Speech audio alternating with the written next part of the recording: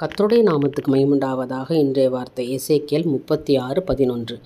உங்களுக்கு நற்சீர் உண்டாக செய்வேன், அதனால் நான் கர்த்தர் என்று அறிந்து கொள்வீர்கள். விசுவாசிக்கிறவங்க ஆமேன்னு சொல்லுங்கள். கர்த்தர் உங்களுக்கு உங்களுடைய சூழ்நிலையை, உங்கள் நிலைமையெல்லாம் மாற்ற போகிறார். நல்ல சீர் உண்டாகும்படி செய்வேன். அதனால் நான் கர்த்தர் என்பதை நீங்கள் அறிந்து கொள்வீங்க. ஏனென்றால் வார்த்தையில் வல்லமை ஆண்டவர் கொடுத்துருக்கிறார் இல்லையா? இந்த நாளில் நீங்கள் விசுவாசிக்க வேண்டும். தேவன் என்னை உயர்த்துவார். அதாவது அவர் சொல்கிறாரு, உங்கள் மேல் நான் மனுஷரையும் மிருக ஜீவன்களையும் பெருகி பலுங்குபடி செய்வேன், வர்த்திக்க பண்ணுவேன். ஏனென்றால் நான் செய்ய முடியாத அதிசயமான காரியம் ஒன்றுமே இல்லை.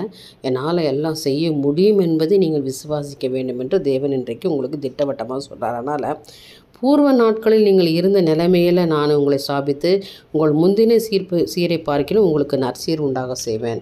முன்னால் நீங்கள் இருந்தது எல்லாவற்றையும் நான் பார்க்குறேன், நீ இழந்து போனது எல்லாவற்றையும் நான் பார்க்குற மகளே, அவை எல்லாவற்றையும் சேர்த்து உனக்கு நற்சீர் உண்டாகும்படி செய்வேன். இனி வரும் நாட்களில் உங்கள் வாழ்க்கையில் இரட்டத்தனியான ஆசீர்வாதங்களை பெற்றுக்கொள்வீங்க. நல்ல சீர் உண்டாகும்படி நான் செய்வேன் அப்படின்னு ஆண்டவர் வாக்கு கொடுக்குறார். நம்பலைங்கன்னா ஒரு ஆமேன்னு சொல்லுங்கள். நிச்சயமாய் கர்த்தர் இந்த வார்த்தையின்படி உங்களை ஆசீர்வதிப்பாராக. விசுவாசத்தோடு நாளை துவங்குங்க. கட்டாயம் கர்த்தர் உங்களுக்கு ஒரு அற்புதம் செய்வார். என் தேவனுக்கே மகிமை உண்டாகட்டும். ஆமேன்.